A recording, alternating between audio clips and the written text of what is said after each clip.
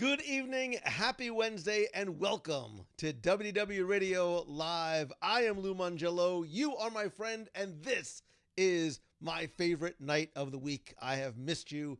Sorry about missing last week. We were out on our Marvel Day at Sea cruise. I promise we will have a full recap discussion about everything that went on before and during and after the cruise in the coming weeks on the show. And then we'll talk about it on the live show as well.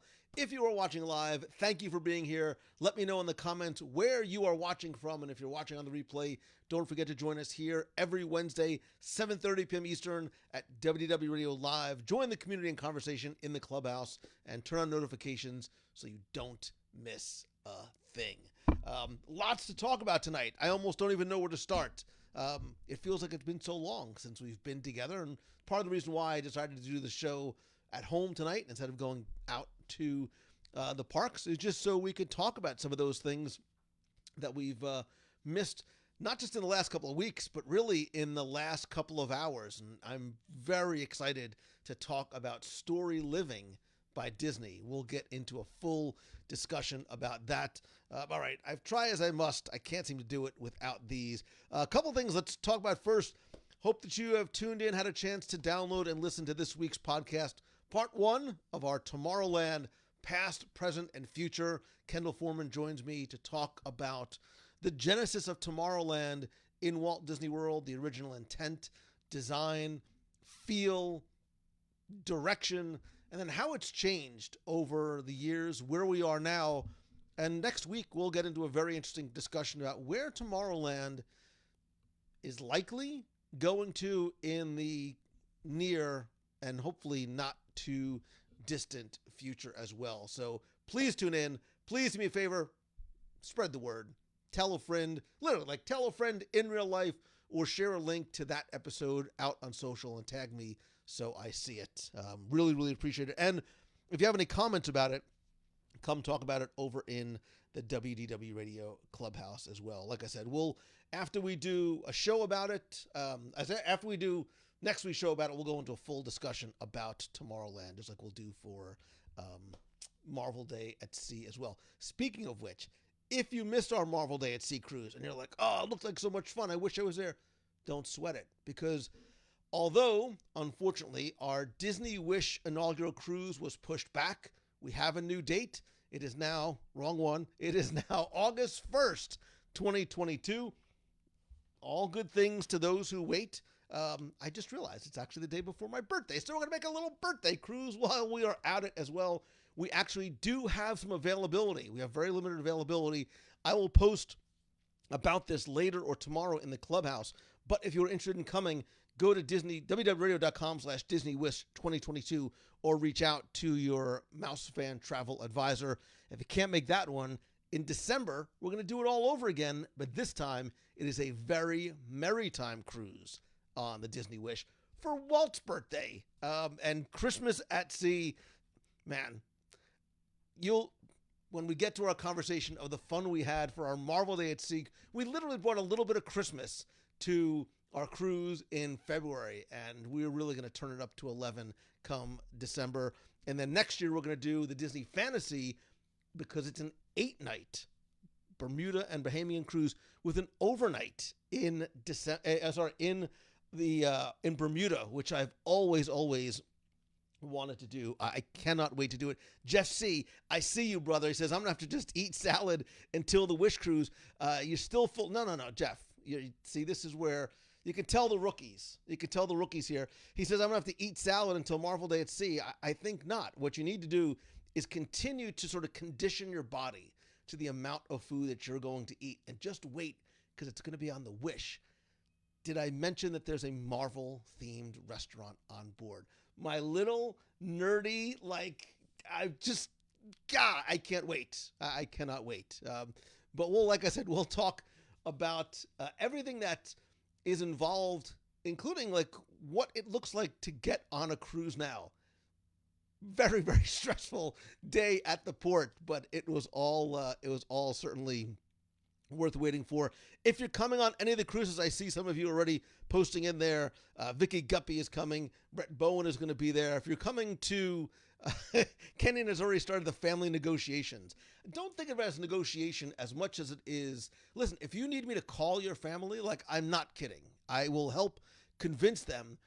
Top 37 reasons why you need to go on the April 2023 cruise. Martin Shergold from the United Kingdom, my friend, it is so good to see you. A lot of people coming on. Maggie and I love Maggie's kids are coming on. I mean, I love Maggie too, but Maggie and her kids are coming on the cruise. Dave Rashoni, who, by the way, composed and arranged and performed the intro music, or his little Disney princess medley. Dave Rashoni, was so good to see you and spend some time with you on the cruise. Beatrice Dennis, love spending time with you. God, Brian is a treasure. Like, God, that man is a treasure. I don't know where you found him, but he is amazing, and you guys were incredible on the cruise. Gino Flacco, you need to come on the cruise. Anthony Flacco, because we're all wacko for Flacco, was there, had such a great time. Again, we'll talk more about it as we get close. So Jeff says, I'll have to read up for Marvel trivia, but wait, I have an encyclopedia I stole from your son at the White Elephant Exchange score. Man, that White Elephant Exchange was all in good nature, a lot of fun, very interesting stealing here and there. And of course, the stealing seemed like it ended up costing me more, because I think I promised like 7 people lunch at Boathouse as a result of things being stolen. Oh, I should have brought up what I actually got. I have a super cool Spider-Man water bottle that I got from that. And it was just a lot of fun. Brenda says, love the cruise. Can't wait for December on the Wish. I agree.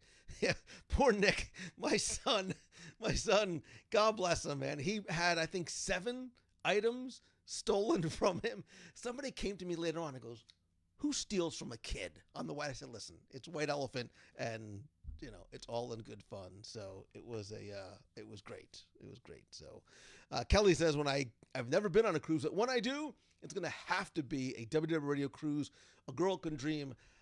I love that, and I think you'll hear, hopefully, and have heard, or maybe if you haven't, if you are one of these people who have come with us on cruises before, or if this was your first one at Marvel Day at Sea, what it was like cruising together as a group. It seemed from talking with people that it was such an overwhelmingly positive experience, and how even people, there's a number of people that went solo on their first cruise, on their first group event, and I loved watching I'm getting way ahead of myself because I'm talking about the Marvel Day at Sea cruise, but I can't help it. I love the dynamic of watching people make friends and spend time together, and the scavenger hunt was so much fun and challenging just for a lot of people. But like I said, we will get to it. And yeah, spoiler alert, there was nobody. Like, there was nobody. If you're thinking about cruising, especially if you've never done it before, now is the time. Now is the best time, because when I say that there was nobody on board, there was about, and we got varying numbers, but it seemed to be about 850. About a quarter of that was us. We were about 200 of the 800. So there was always a member of the community and family everywhere that you looked, which was so reassuring, I think, for a lot of people, especially who were traveling alone or had maybe never met anybody before. And it was great. We had such a good time, a lot of laughs, a lot of fun. So, but like I said, we will certainly get to it in the next couple of weeks. Victoria says Castaway was empty. So was Serenity Bay, which never, ever, ever happens. So I'm looking through 2026 when our wife and I do our cruise. Hopefully Brett, I will tell you the conversations with Becky, Becky's on another cruise. Poor Becky. God, we do like a GoFundMe for Becky. She's on a cruise this week. She's working. I don't even know what I was going to say. Oh, we've already had conversations about 2023, 2024, and somehow a conversation about 2025 events has crept in, because I had an idea for something that I wanted to do. And Becky's like, slow down, Mongello. Like, we are literally booked for 2023 and 2024 if we execute on some of the other things that we have been talking about. So, and Christy Brown, absolutely. A number of crew members came up to me, and I know other people, and said, thank you for your group being here. They were so appreciative because it's been hard. It's hard, remember, a lot of what they do is based on the gratuities that they get from guests. And if the ship is a quarter full, it very much impacts them in a very serious way. Tina Madrasky says, only if we double dip at Castaway, but no slides for me. Spoiler alert, Tina actually won our, I guess it wasn't too chow. Poor Tina. God bless you, Tina. Every time I saw you, you had your scavenger hunt in hand. You were usually telling about Mangello, this isn't here anymore. You made a mistake. And it's fine. I will save Tina's score for when we talk about it on the show. Might Hawaii and Japan be in those plans? Might they be? International travel is a bit of a challenge right now. International travel is a challenge just because, again, our Italy Adventures by Disney, we had to cancel. Disney canceled again because you don't want to get there and have some of the things that you want to see and do be closed. So hopefully, as things continue to progress forward and onward, segue, no masks inside at Walt Disney World as of tomorrow. That's the Angels singing. Big step. Big step. You still need it on transportation, which is interesting. Sometimes where you have to have it and where you don't. But it's fine. Step by step, we are getting there. And I know a lot of people will be very excited to see that coming tomorrow. So just in time for, as the weather is starting to warm up again too, not having to wear masks, face coverings is going to be great. Tina was so into that scavenger hunt, she had us all into it. Yeah, because she was usually pushing people out of the way, or trying to distract you. No, the answer's not there. It's over there. So she was a lot of defensive positioning as well. Martin says, I'll join you if you go back to Japan. Martin, that is very, very high on my list. Becky is sitting in a lounge yelling, Lou, hush. This is actually a great opportunity for me to sort of disclose and discuss anything that I want, because that Becky's not going to come back and watch these. But there's a lot of irons in the fire right now too. So I will we'll get to that when we get to that. So I'm sorry, I'm reading the comments as they're quickly going by. Chris would love to go to California and a Walt Disney Family Museum with the Clubhouse. Kristen, we did that. We did a Walt Disney Family Museum trip a number of years ago, which I really, really liked. We spent, I think we ended up doing like 4 or 5 days in San Francisco. That is something I would love to do again. Maybe talk to some friends over at Pixar and Lucasfilm. Maybe we can combine a little something into that. So I will only say that, because Becky's not here, that California conversations are happening. Not just about D23 Expo, which we will be at this summer. There may be an event we're going to do pre or post. We're trying to figure that out now. But there is something that I'm working on to do specifically in California, in Disneyland, and possibly elsewhere. I said nothing about cruising out of San Diego. Never. I never said one thing, because Becky would kill me if I talked about a California cruise. So, nothing to see here. So, anyway, let's move forward to news from today coming out of Disney. And then if we have some time, we'll quickly touch on some of the Marvel stuff that's been going on. Speaking of Marvel Day at Sea. Seemingly out of left field, although this makes incredibly perfect sense, Disney announced today Story Living by Disney. New home communities built, I think operated, by Disney, where your next chapter flourishes. And this is a very, very interesting development. Accidental pun, I guess, accidentally intended, for Disney, sort of getting into not the real estate space, as it were, but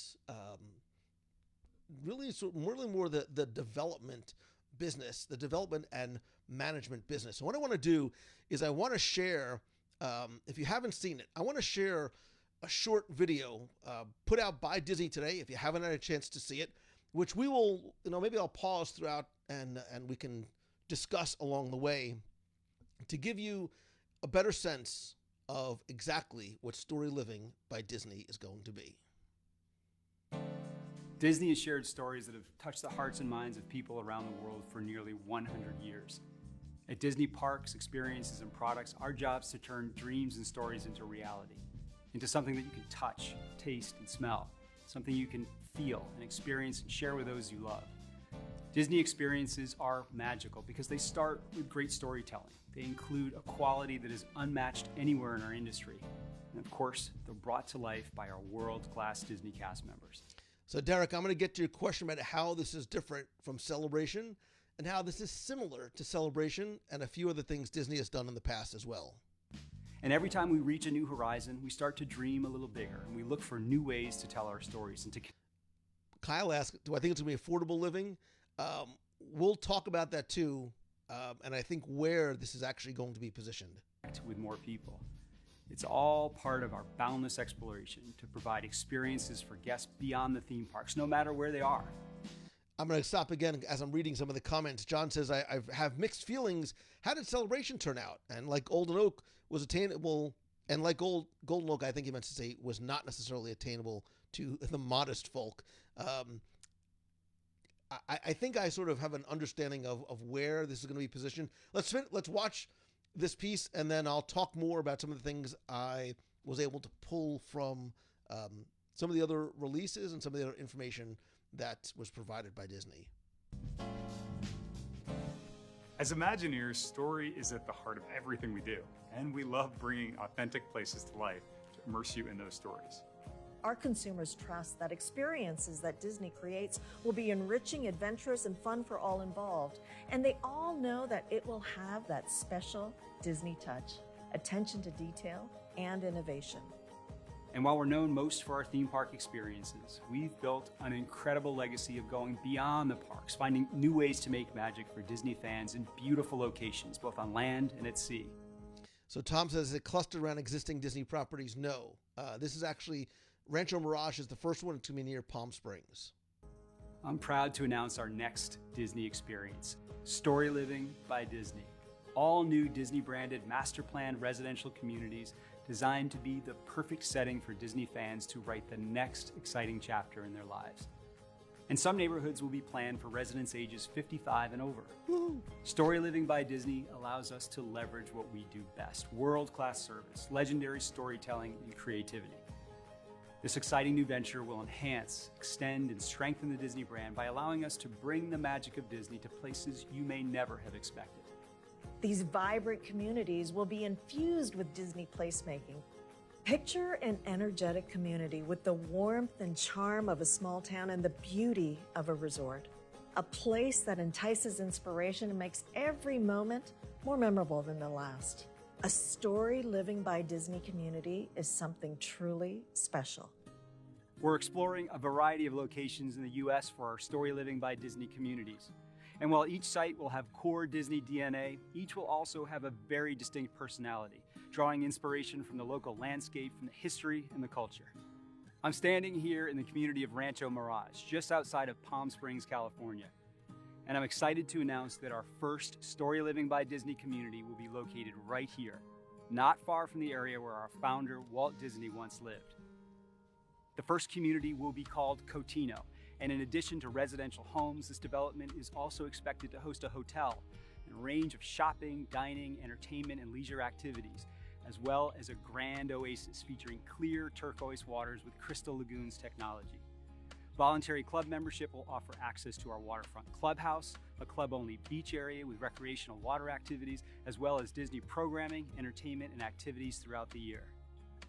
While our Disney Imagineers are contributing... So just a quick stop. So David says they're getting to the property rental industry. These are not rental properties. But I have a feeling that places, including a lot of areas that surround like Walt Disney World, will probably not allow for short-term rentals. There's going to be a hotel there which will serve that purpose, but I think these are built to own, not built to rent. Creative concept for this community and future communities. We're not in this alone. We'll be working with highly respected real estate developers and experienced home builders at each site who contribute their talents and expertise to each community. Now let's take a look at Cotino with the help of one of our creative minds behind the project. There is an incredible natural beauty in the Coachella Valley landscape, and you can see why Walt Disney used to escape to the desert to dream the impossible. I want to give you a look at our first community in Rancho Mirage. Our clubhouse takes inspiration from a modern-day art studio, with each space celebrating different expressions of art and design. Here's a peek inside of what our lobby space could look like, inspired by a studio gallery. So you can imagine people gathering for a monthly art show, perhaps with pieces from Disney artists or from local residents. Best of all, the space perfectly frames the pristine lagoon waters at the heart of our community. I like that. Across the lagoon is the town center. Picture open markets with vibrant businesses that bring an array of culinary and musical and artisanal experiences to life. On the shores of the lagoon, a professionally managed park is planned to provide beach access and recreational water activities. Through the purchase of a day pass, the public can relax and rejuvenate in this beautiful oasis. That, I think, is a very interesting point, that the public can purchase a day pass and have access to what I have to imagine is going to be sort of a specifically designated area for use on that beach, as well as a members-only area, a residents-only area, etc. We can't wait to welcome you to Cotino, our first Story Living by Disney community. And believe me, we'll have lots more to share with you in the coming weeks, in the coming months, and even the years ahead. Tacy, I don't think there's going to be, I don't think there will be timeshares. I think this is, it is going to be have very clear restrictions in the HOA guidelines. Again, like surrounding areas to Walt Disney World, where you cannot have short-term rentals. I think it does not want to be, and which is why I think it's interesting that they decided to build a hotel of their own. So a couple of things that I wanted to point out along the way, and here's an artist rendering of what the entrance for Cotino is going to look like. A couple of things that, as I was watching, I very quickly pulled from the conversation. One, there's going to be some 55 and over specifically designated communities, which I like. I hear there's a number of people talking about it seems like the villages, but not for seniors. But there is going to be some 55 and over designated areas. This is not a Disney Vacation Club property. It is a completely different division of Disney. We'll get to that. They are going to have a specific members clubhouse. This is what it's going to look like, which is going to be, again, that sort of inspiration from art studios. It's going to be very sort of art and design focused. I think that Josh talked about how there's going to be inspiration and design and decor that I have a sense is going to be sort of rotated through with art from local artisans.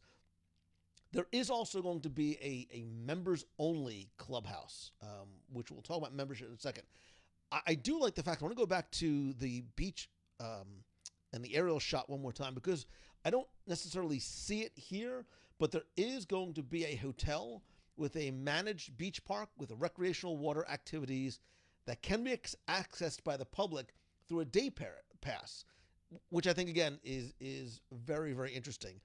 What also is curious to me is this idea of a voluntary club membership, which is going to have wellness programming, entertainment, live performances, cooking classes, philanthropic endeavors, seminars at an additional fee. So there is going to be this voluntary add-on level that's going to give you access to the clubhouse, the club-only beach area, and specific water activities, as well as Disney programming, entertainment, and activities throughout the year. So that's like, this is where, so a couple of things.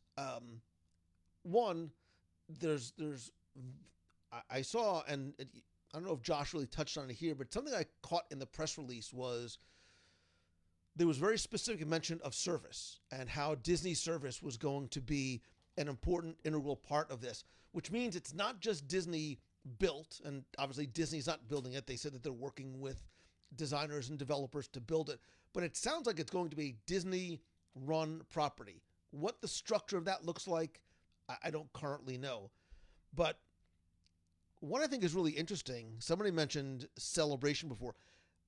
What I gather from what I've seen so far is that it is this interesting marriage and mix of a little bit of Celebration with a little bit of Epcot, right? The original idea for Epcot was this living, working city that the public can come in and visit, which is exactly what this is, with a little bit of Golden Oak, right? With a little bit of Country Club, because you have, and Celebration was very different, right? Celebration had, its own sort of specific sets of ideas and issues, which is part of the reason why Disney doesn't own Celebration anymore. Disney's not building a town. Disney is not trying to build and run a town. This is a development created and curated and managed by Disney. So you've got the idea of Celebration, this building of a town. You have the idea of Epcot and sort of building this living, breathing environment where guests can come and live and play, not necessarily work, although there's going to be obviously shopping and dining and retail and entertainment aspects there. But the public can come in too. This is a place that's not going to be, unlike Golden Oak, a closed, gated community. It's a place where the public is welcome and for an additional fee can use some of those amenities like the beach. It is a little bit like Golden Oak. It is probably going to carry, let's be honest, we don't know pricing. It is probably going to carry a premium, which it should, because of what it is, because of who is building it. We all know we gladly pay a premium for the Disney experience and service that we know that we're going to get. And it is a little bit of a country club because there is going to be that optional country club type sounding membership level if you want it, right? It is an optional add-on. What I'd like is that it is not a necessity to live there, as opposed to, especially around here in Florida, if you live in a country club community, you need to belong to the club. You need to sort of pay on top of your HOA and, buying the house, you need to pay a yearly fee. This is going to be something that is optional, added on top. So I like the fact that there's a lot of things I like about this. One, I love the fact that there's a specific 55 and older section, not just because I'm rapidly approaching the 55 and older demographic, but I also like the fact that it seems to be very, very community focused. They talk about in the press release, fostering new friendships, pursuing interests. For many people, especially like those of us who have moved to Florida, and I even know this from neighbors and other people, that many times you move into a community, you move into a development, and you might not see or ever get to know your neighbors. It sounds like this is going to be very community focused. Somebody mentioned the Villages, which is just north of Orlando, which is a 55 and older community, but does a lot of things in terms of creating activities and experiences to make it feel like a community. That, I think, is going to be the touchstone and the hallmark of Cotino. Is it's not just going to be rows and rows of cookie cutter houses, which they're not. They're going to be estate homes, single family homes, and condominiums. So I don't expect there to be townhouses. Once again, I do not expect there to be apartments. There is going to be a separate hotel, which I like for those people that want to visit that type of experience, but it is not a transient type community. It is not a Disney Vacation Club resort. I like the fact of where and how this is being positioned.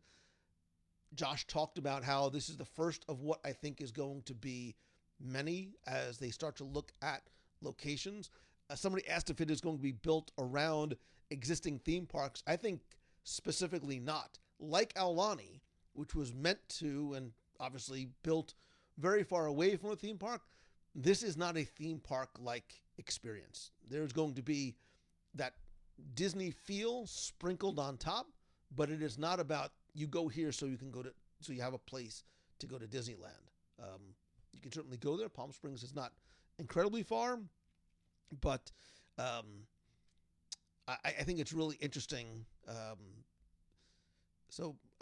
Condos too. So yes, there are going to be, so Kyle, there are going to be condos in there. Somebody asked about pricing. There's certainly no pricing.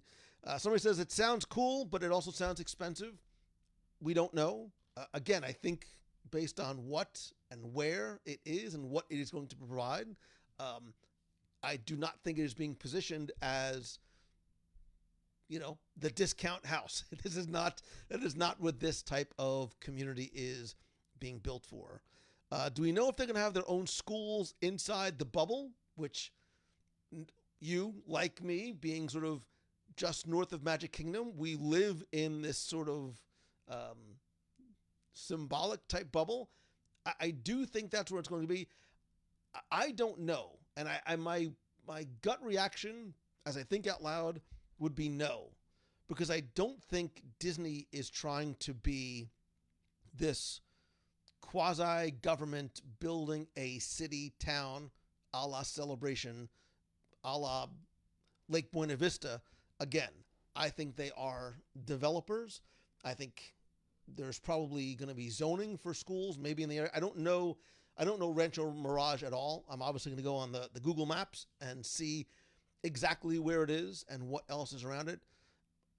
Clearly, if this is going to be a residential community, you are going to need a school system there. I don't know how close the next closest town and grammar, middle, and high schools will be.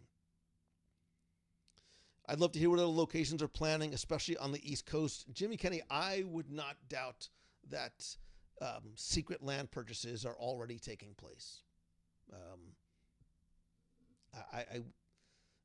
I think this is not certainly a one and done. I think this plane has been in flight probably for a very long time, and they're already planning additional sites elsewhere. Will Disney mow your lawn? I don't know. Will there be a people mover? Really interesting question. I don't see anything like that. I don't think, when I said that there was a little bit of Epcot in it, I don't think this is positioning itself as this futuristic, technology forward community of tomorrow. It is Epcot in that it is going to be modern. It is going to be community focused. It is going to be a place where the public can come and see how this community lives and works and operates.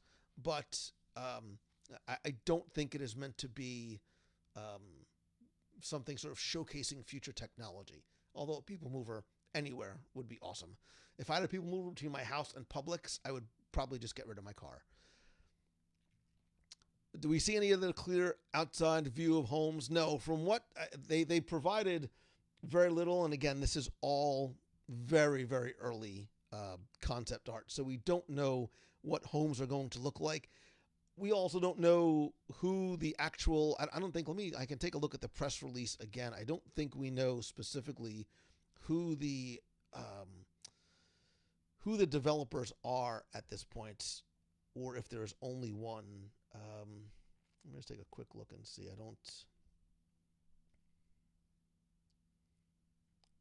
know. They're also, it looks like it's going to be a 24-acre Grand Oasis. No, they haven't sort of talked about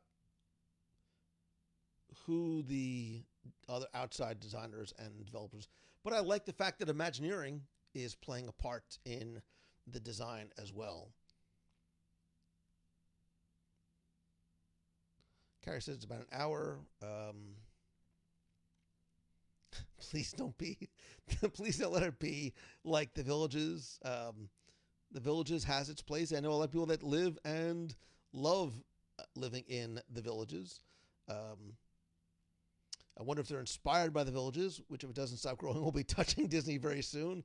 Yeah, the Villages is like its own like little mini state inside of Florida. Will there be private schools? Yeah, again, they didn't really touch on anything in terms of educational systems that may or may not be in place. So driverless community cars. Yeah, again, Mark, I'm not sure if that's necessarily part of the plan. What they're able to integrate or choose to integrate later on does not seem to be part of this initial release. So Jason says, it looks like it's between Cathedral City and Palm Desert, closer to Cathedral City, southeast of Palm Springs.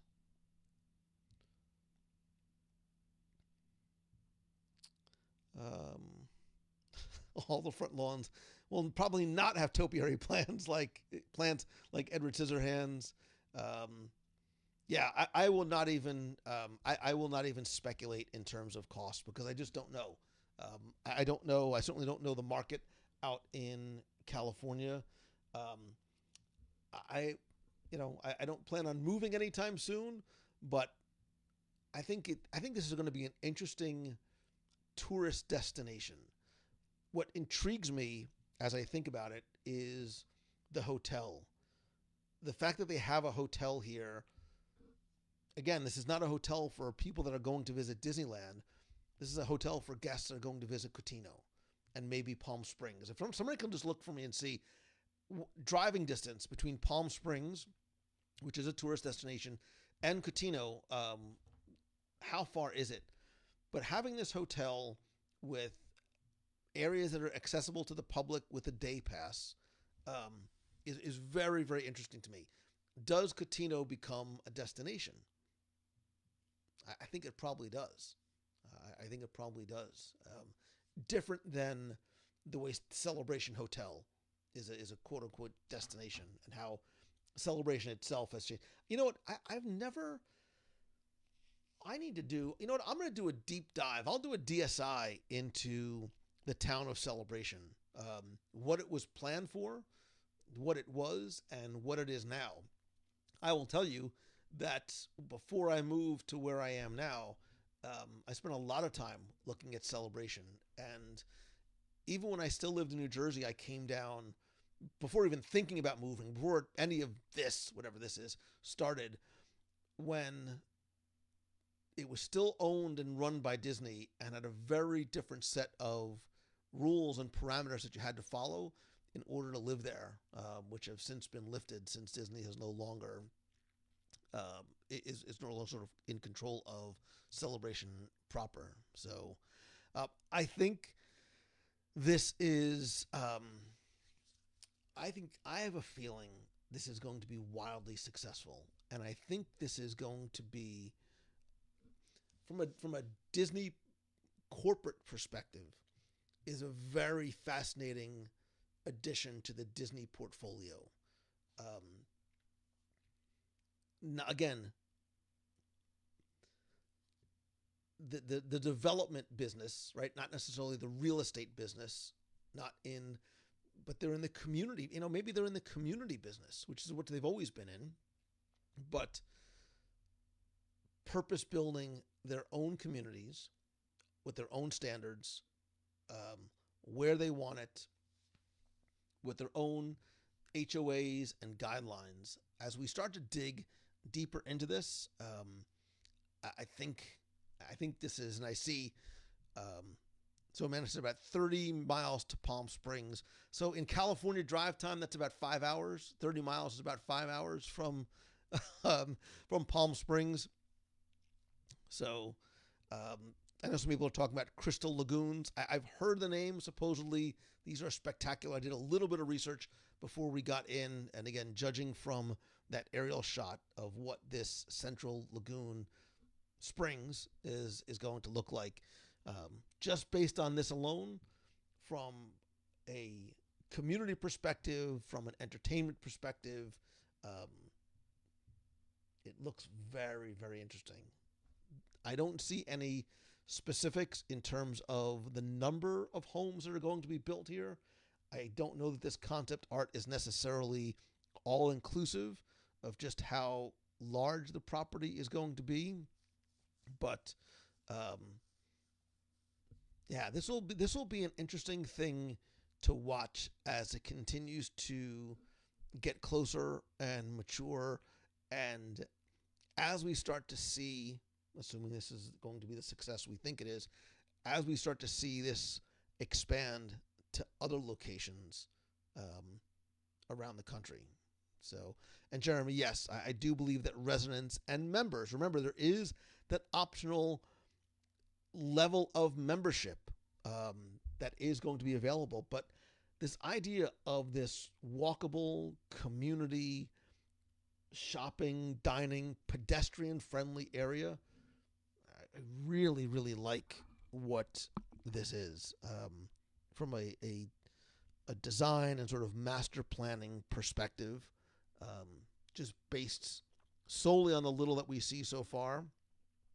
I really like this a lot. And you can learn more, obviously, by going to storylivingByDisney.com. There you can also sign up for more information if you are curious about what else Story Living may or may not have to offer. And here's another little sizzle reel that which I think is probably just a lot like what we've seen so far.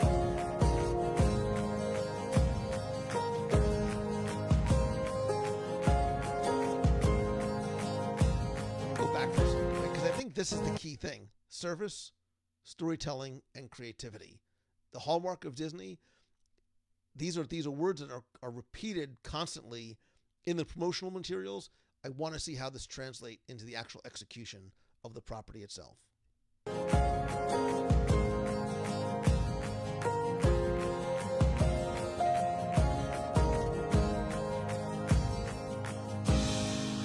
So it's going to draw inspiration from the region's history and design and culture. So what Cotino looks like in Palm Springs is going to look very different from something that they might build in Colorado or New York or Texas or Louisiana.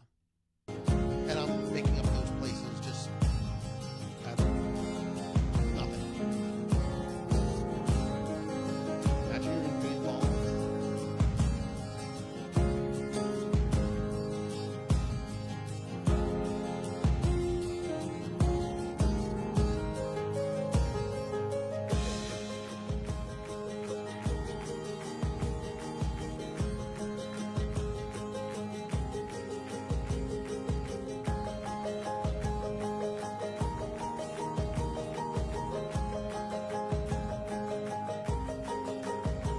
Sorry about the music. I didn't realize that the volume was so loud.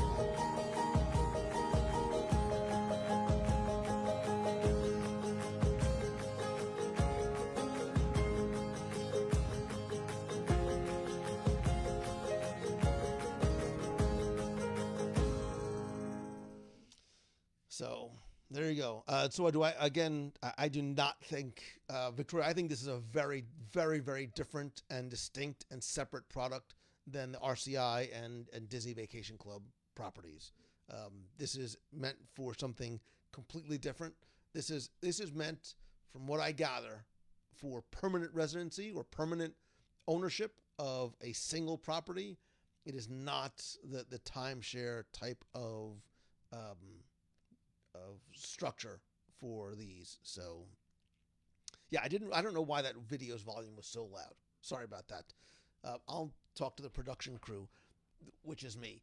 I'm a one-man show, so sorry about that. So yeah, but I think it's interesting. I'll be very curious to see what happens. I would love to go and see it when it finally opens. We have taking a quick look, there's no estimated date of opening or when any of these will go on sale. This is obviously something we will keep a pretty close eye on. And I'd love to know from you. We'll post this in the clubhouse. I mean, obviously, I think the answer is going to be yes, and it's going to be location and finance driven. But would this be something? I know the answer is yes. We would all want to do it, right? We would all want to live in a Disney-owned, run, and managed and inspired community. Location and money is going to be the key. Steve, I think you're right. I think there's going to be a premium to live there, as well there should be. When the numbers come out and the internet freak out because of whatever the costs are going to be, lest we forget that, not all communities and houses are created equal. They're not for everybody. It's why all of us don't live in Golden Oak, because it's not meant for everybody. This too, I think, is going to command a certain premium because of the location, because of who is building it, who is managing it. And I think there's a certain standard of excellence that's going to be put into this community, as well as the amenities that are going to be available. I'd be very curious to know what that club membership is going to cost. I mean, let's be honest, whatever it's going to be, they're going to get it, right? They're going to get it. The waiting list for Club 33 is closed because the waiting list for Club 33 is so long, it comes at a premium. And, sort of without going down this rabbit hole, Club 33 is not meant for everybody to be able to afford. I don't think this community is necessarily, it is not being positioned as the affordable community for Disney fans. So I think people need to sort of have the come to Jesus moment right out of the gate. But I also think it's going to sell out like immediately. Let's be honest. It will. And if I lived in California and, if I was in that financial position, by the way, audio tours are still just $10. It would certainly, of course, we as Disney fans would love to live there. So if you're planning on moving in, my name is Lou Mangello. I'd love to come and visit and do a live video from your house. So, yeah, I think we're all in agreement that it is going to sell out. So, all right, just very quickly, without going too spoilery, if you are a Marvel fan, first of all, if you're a Marvel fan, raise your hand. Let me see some likes, hearts, whatever it might be. If you are a Marvel fan, we had a lot to celebrate this week. The first thing that we got to, they really sort of came at the same time. First thing we saw was a new poster, a Super Bowl ad, and a longer trailer for Doctor Strange Multiverse of Madness. If you thought things got weird with Loki and What If, Doctor Strange says, hold my Comertage. This looks crazy in the best possible way. I am not going to spoil anything here. It is what pretend I'm showing a graphic here. It is what our spoiler support group is for. Why do I not have a graphic ready for this? Anyway, if you go to WDWRadio.com/spoilers, we have a spoiler support group. You can break down. I'm not going to do it here, but if you zoom in on this poster, there's a lot to break down in those shards of glass. There are many people way geekier, way smarter than I who are doing it, but there is some very, very interesting stuff going on in the background of this Multiverse of Madness poster. If that wasn't enough, and if you're excited for it, let me hear it. I'm not going to even comment on some of the things that you're saying in terms of surprise celebrity cameos, some very surprising possible celebrity cameos, and Marvel characters who we have never seen before. Again, there's some crazy stuff going on in that trailer and in that poster. Come to the spoiler support group and talk about it there. If that wasn't crazy enough, I'm sure before the announcement came, not a lot of people, Marvel fans or otherwise, know a lot about the character of Moon Knight. And admittedly, I'd heard of Moon Knight before, and my friend Brian Crosby, who works for Marvel, has been on the show before. You can go back and check out. I think I've had Brian on twice. I actually instantly sort of went out and bought my Moon Knight Epic Collection. Oh, wait, I bought my Moon Knight Epic Collection because I couldn't resist my Marvel team up with Spider-Man and Moon Knight. I see why Brian years ago was so excited for this to come out. He is a very interesting character, and there's all kinds of Egypt stuff. I'm not saying it's aliens, but it's aliens, and it's a very, very, very dark, much I think like Multiverse of Madness is going to be, a very dark, possibly even borderline scary / horror-like. I think both of these, both the movie, the Doctor Strange movie and the Moon Knight show, and even Kevin Feige is like, yeah, we're not going to back off from, to a certain degree, from the darker aspects of these stories and these characters which I love. I love the fact that it is sort of expanding not just the Marvel universe, but the spectrum of interest levels of different types of fans. I am incredibly excited for Moon Knight. It's funny, with Doctor Strange, the first time I saw it, I was like, okay, it's fine. And then I watched it again. I'm like, Doctor Strange, both the character and the original film, has really grown on me. And you know what? Actually, now that I think about it, we have our Disney Plus pick of the week, which we haven't done in ages, where I invite you to watch a Disney Plus series or movie, and then we talk about it on an upcoming episode. I think in light of the upcoming Doctor Strange movie, I don't have a graphic ready because I just thought about this right now. I think the pick of the week needs to be Doctor Strange. I think you need to go back and check out Doctor Strange on Disney Plus. We'll come back and talk about it again. There's things about the character, the persona of the character, the bravado, the arrogance that I don't love, but I have come to like him more as I've learned more about the character. Certainly after Spider-Man No Way Home. After watching those and seeing the trailer, now go back and watch Doctor Strange again. I think you come at it from a very different perspective. Anna says, after seeing No Way Home and my eye leaked, I saw the Doctor Strange trailer and my brain melted. I haven't been this excited about Marvel this much since Robert Downey Jr. said, I am Iron Man. I don't disagree. And I will tell you, and for those of you who accuse me of, oh, Lou loves everything Disney puts out, one, that's not true. I have not loved a lot of the recent Marvel releases. I did not love Black Widow. I really didn't love Eternals. I need to watch Shang-Chi one more time. And even some of the Disney Plus stuff, I enjoyed it. WandaVision I loved. What If I loved. Loki I liked. Falcon Winter Soldier, meh, it was okay. This is the one. Spider-Man it lives in its own separate universe for me because I saw it 4 times in the theater. Spider-Man fan, in case you didn't notice. I'm very excited for both what's coming to Disney Plus and what is coming to the big screen.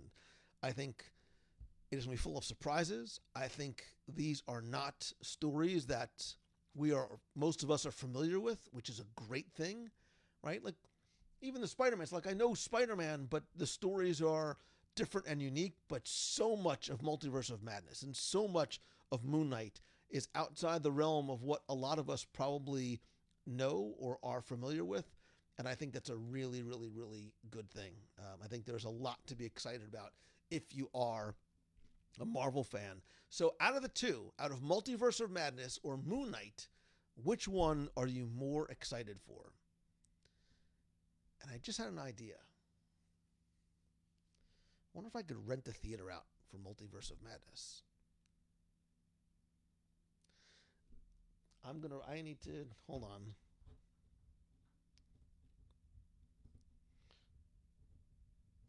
Maybe there's a way we can do like a WDW. We did this years ago. Wait, we did a WDW Radio Night at the Movies. We did it for the Oz movie, and we did it for something else. We rented out a theater. God, who came and presented? I had somebody present.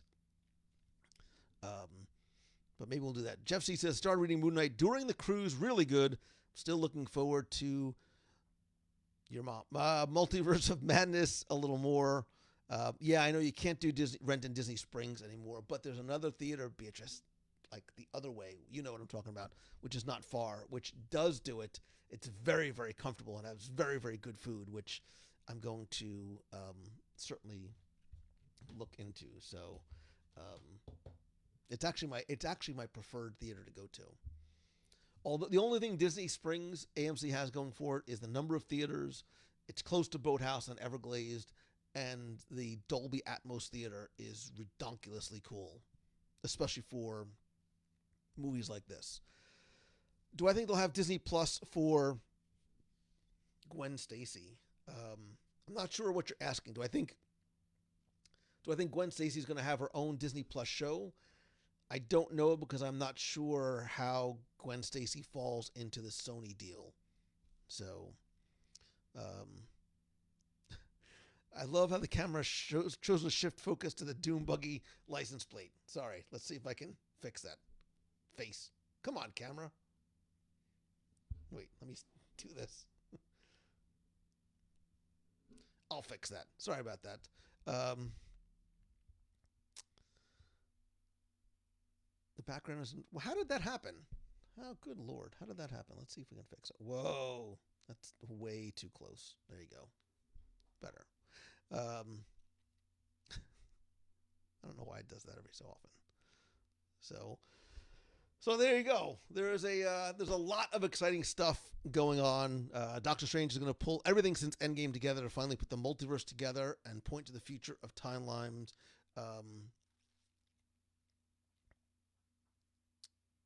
The headline said confirm when you read the article. I'm not sure what you're referring to, but yeah, I think this opening up of the multiverse not only opens up in a whole new areas of storytelling, but the introduction of what is going to be this next generation of Marvel characters, Marvel superheroes, and Marvel supervillains. And I think there's some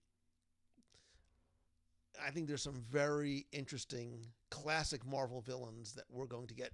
Doctor Doom coming through, and because of this multiverse, there's going to be some anti-heroes we're going to be introduced to, Submariner, and I think the worlds of Marvel are not just going to be sort of this space-based ones, but ones that some hometown heroes and villains as well.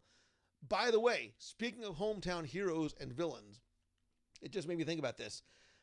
If you have never seen, and not that you need to watch all of them, but if you have never, speaking of Marvel, if you've never seen the Marvel television productions on Netflix, Daredevil, Jessica Jones, Iron Fist, The Defenders, Luke Cage, you have until the end of the month. They are being pulled from Netflix. What I would highly, highly recommend doing, very highly recommend doing, oh, God, I should have made that the Disney Plus pick of the week, but it's not on Disney Plus. If you have Netflix, go binge Daredevil.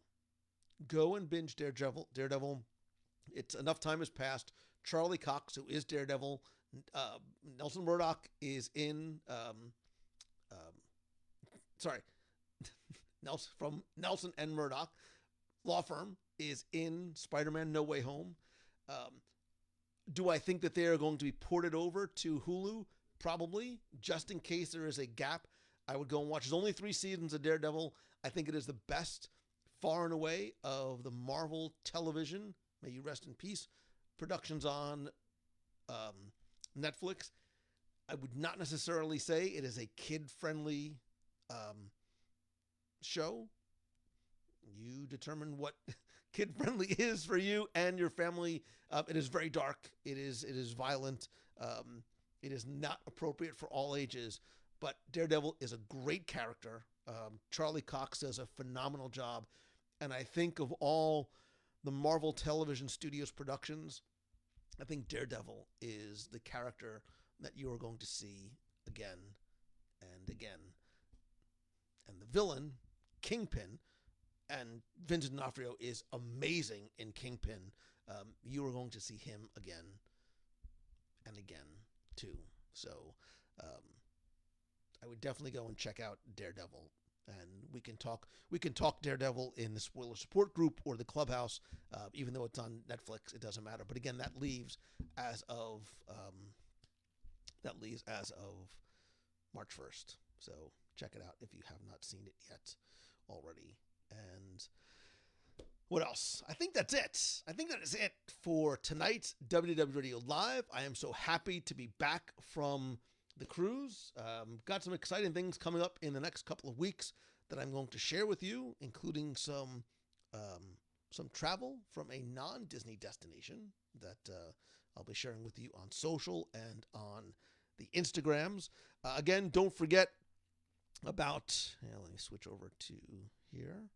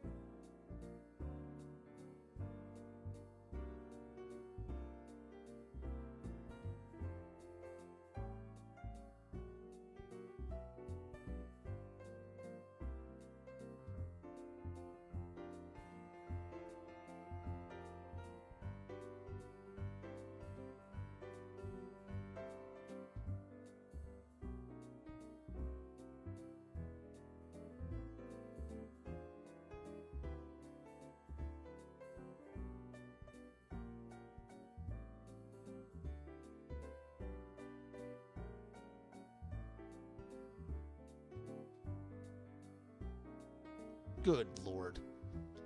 I'm not really sure why that happens. I'm not really sure why I forget to go and look down. One more time, well, you saw it. Join us for one of the cruises. Join us in the Spoiler Support Group. I will do a WDW Radio Live, and this is a very short recap. Meet of the month is probably going to be Princess Marathon weekend. I will let you know, because this is my first time doing a live broadcast. I'm sorry. The production team, you're all fired. And there's nobody to fire because it's just me. So there are no spoilers. Again, thanks to Becky and the entire team over at Mouse Fan Travel, Beatrice, and some of the other travel advisors. I see you. I love you. I appreciate you. I trust you. Thank you, thank you, thank you. This is what happens when you don't sleep and you don't eat. And clearly, I need more caffeine from Chick-fil-A. How am I possibly even eating after being on the cruise? But hopefully on location. I will likely be on yes, I will most likely be on location. Oh, wait a minute.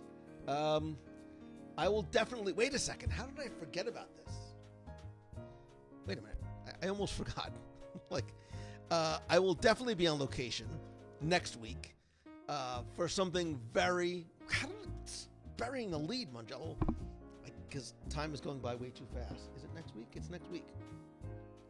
I will be on location next week for something very, very, very special. And probably not just on Wednesday night. I will give you more details as we get closer. I have to shave again. I shaved like 10 minutes ago. Yeah, this is definitely cruise lag. So, I have a special location coming up next week and the week after. There's a couple of really cool things on the agenda over the next couple of weeks. And then I'll be traveling in March, and I'll be bringing you along with me on Wednesday from a non-Disney destination. But I want to take you with me as well because we're all friends. And thank you again to everybody who joined us on the Marvel Day at Sea cruise. Thank you for being here, for being part of this community and this family. Thanks to everybody who is part of the WDW Radio Nation. I appreciate you so very much. And without sort of going into it again, if you want to find out how you can help the show for as little as $1 a month, get cool exclusive rewards, we have our next WDW Radio Nation Zoom call coming up soon, where we have a lot of fun in those too. Please visit www.radionation.com. If you're not a member of the clubhouse yet, please come and join the community over on Facebook. And more importantly, if you can, when we're done tonight, I have one request for you. One thing, it's easy and it doesn't cost you anything. Spread the word, whether it's about this week's podcast, whether it's about the clubhouse, the website, social, whatever it is. Tag me so I see it, just so I can make sure that I thank you. But please invite a friend or friends to come and be part of this incredible community that you have created. Deborah, yes, there still is room on the August cruise. You can go to www.com/DisneyWish2022 for a free, no obligation quote from the friends at Mouse and Channel. Kendall Foreman, you missed the whole show, and only the first 45 minutes of it was talking about what an amazing job you did on this week's podcast, part 1 of Tomorrowland, past, present, and future. Derek says, I told the aliens about it. They already know. It's alien. I'm not saying it's aliens, but it's alien. So I love you. I appreciate you so very much. So until next time, until a very special location next week, see ya. Maybe I'll remember to take it off mute next time.